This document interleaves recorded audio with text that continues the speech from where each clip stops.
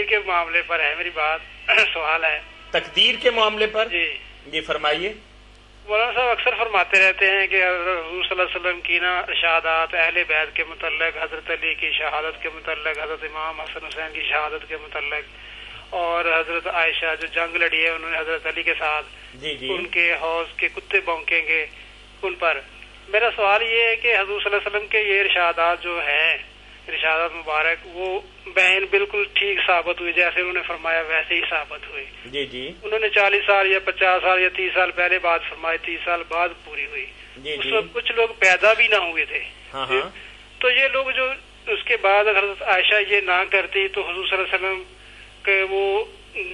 بات و بناؤ باللہ جھوٹ ثابت ہوتی۔ اگر انہوں نے کیا تو پیش کی ان کے متعلق یہ ایک مجرم ان کو قرار دے دیا کہ پیش کی، انہوں نے جرم ان کا لکھ لیا کہ اللہ تعالیٰ نے، اور لوگوں کے مطلب جو پیدا بھی نہیں وہ پیدائشی مجرم پیدا ہوئے۔ ٹھیک ہے میرے بھائی، آپ کا سوال جو ہے نا یہ صرف ان پیش گوئیوں تک ہی محدود نہیں، آپ کو ذرا دائرہ وسیع کرنا چاہیے نا کہ باقی لوگ بھی جو اس دنیا میں نیکی کر رہے ہیں، میں آپ اور دوسرے یا برائی کر رہے ہیں، یہ سارا کچھ اللہ کے علم میں تو ہے، اس کو لکھا کہہ دیں یا علم ازلی میں کہہ دیں، اللہ تعالیٰ جاہل تو نہیں نا کہ میری مخلوق کیا کرے گی۔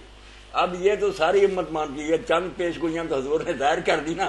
ورنہ جو کچھ ہوگا قیامت تک بلکہ آگے بھی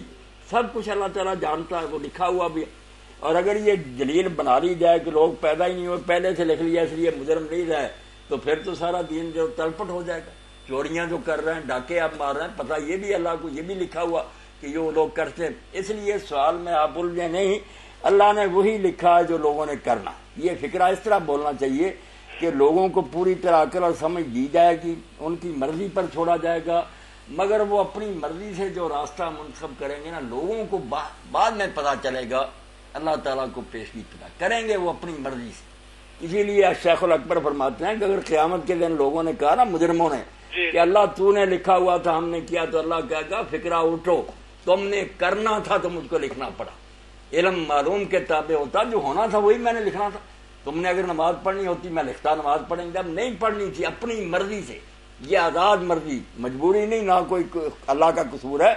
اللہ نے چھٹی دی، مگر لوگ کیا کریں گے؟ آپ اس کا یہ ایک نمونہ دیکھ رہے ہیں کہ کوئی استاد لڑکے کی دیکھ کر کے یہ محنت نہیں کرتا کہ دوسروں کو بتا دے اور اپنی نوٹ بک میں لکھ دے یہ فیل ہو جائے گا، وہ بعد میں فیل ہو جائے، نوٹ بک کہیں سے مل جائے، لوگوں کو دکھاتا پھرے کہ چونکہ ٹیچر نے لکھ دیا تھا اس لیے میں فیل ہوا۔ نہیں، ٹیچر نے اس لیے لکھا تھا کہ تم فیل ہونے والے راستے پر چل رہے۔ تو لوگوں نے جو کوئی میرے بھائی کرنا تھا نا، یہ چند پیش گوئیاں آپ نے سنی، جو کچھ بھی دنیا میں ہو رہا ہے سارا اللہ کے رسول نے بتایا کہ دنیا کی پیدائش سے 50,000 سال پہلے اللہ لکھ چکا، لکھا وہی ہے جو لوگ کریں گے خود اپنی مرضی سے۔ اب کوئی بات ہو تو آپ پھر بھی ملے، اور مسجد میں بھی بعد میں بیٹھتا ہوں، کوئی جھجک نہیں، آپ پوچھیں جی، مگر یہ جواز نہیں بنتا کوئی کہ لوگ کہہ دیں کہ ہماری قسمت میں لکھا، قسمت میں نہیں، قسمت میں وہی لکھا جو لوگوں نے کرنا اپنی مرضی سے، اختیار سے۔ جی